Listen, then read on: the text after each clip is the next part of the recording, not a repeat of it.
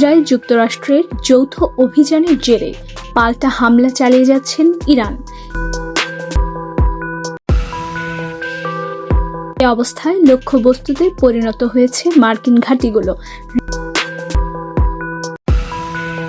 এবার ইরানের হামলায় ক্ষতিগ্রস্ত হয়েছে দুবাইয়ের বিভিন্ন স্থাপনা। দুবাইয়ের আকাশে মিসাইলের শব্দ। সেখানে আটকে আছেন বাংলাদেশের জনপ্রিয় নায়িকা পূজা চেরি। যুদ্ধের কারণে আসতে পারবেন না বাংলাদেশে, তাই তো লাইভে এসে হাউমাউ করে অঝরে কাঁদলেন পূজা চেরি। আমি বুঝতে পারিনি যে এরকম ভাবে আমার লাইভে আসতে হবে।